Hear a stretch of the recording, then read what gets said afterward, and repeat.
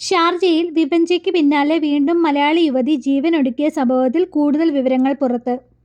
കൊല്ലം സ്വദേശിയായ അതുല്യ തന്റെ ജന്മദിനത്തിലാണ് ഷാർജയിലെ ഫ്ളാറ്റിൽ മരിച്ച നിലയിൽ കണ്ടെത്തിയത്. മകൾ ഭർത്താവിൽ നിന്ന് നേരിട്ട ക്രൂര പീഡനമായിരുന്നുവെന്ന് അതുല്യയുടെ അമ്മ പറയുന്നു. ശാരീരികമായും മാനസികമായും പീഡനം താങ്ങാനാകാതെ വന്നപ്പോൾ മകളോട് ബന്ധം ഉപേക്ഷിക്കുവാൻ പറഞ്ഞിരുന്നു. തുടർന്ന് വിവാഹമോചനത്തിന് ശ്രമിച്ചുവെങ്കിലും 2 കൗൺസിലിംഗിന് ശേഷം ഇരുവരും ഒത്തുതീർപ്പാക്കുകയായിരുന്നു. വീട്ടുകാരെ അറിയാതെ സുഹൃത്തുക്കളൊപ്പം സതീഷ് വരികയും അതുല്യെ കൂട്ടിക്കൊണ്ടു പോകുകയുമായിരുന്നു. ഇതിനുശേഷം പീഡനങ്ങൾ തുടങ്ങുകയായിരുന്നു. മകളുടെ വിദ്യാഭ്യാസത്തിന്റെ പേരിലാണ് അതുല്യ സ്വന്തം വീട്ടിലേക്ക് തിരിച്ചു വരാൻ മടിച്ചത്.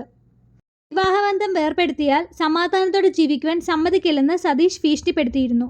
മകൾ ഒരിക്കലും ആത്മഹത്യ ചെയ്യില്ല, കൊലപാതകമാണെന്ന് അതുല്യയുടെ അമ്മ പറയുന്നു. കൊലപാതക കുറ്റം ചുമത്തി സതീഷിനെതിരെ പോലീസ് കേസ് രജിസ്റ്റർ ചെയ്തിട്ടുണ്ട്. മരണത്തിന് മുമ്പ് അതുല്യ കുടുംബത്തിന് പീഡനത്തിന്റെ തെളിവുമായി ചിത്രങ്ങളും വീഡിയോകളും അയച്ചു നൽകിയതായി ബന്ധുക്കൾ വ്യക്തമാക്കി. ഷാർജ പോലീസ് സ്ഥലത്തെത്തി എൻക്വസ്റ്റ് നടപടികൾ പൂർത്തിയാക്കി. അതുല്യയുടെ മൃതദേഹം ഷാർജയിലെ ആശുപത്രി മോർച്ചറിയിലേക്ക് മാറ്റിയിട്ടുണ്ട്. പുതിയ വാർത്തകൾ അറിയുവാൻ ഈ ചാനൽ ഒന്ന് സബ്സ്ക്രൈബ് ചെയ്യുക, ലൈക്ക് ചെയ്യുക, ഷെയർ ചെയ്യുക.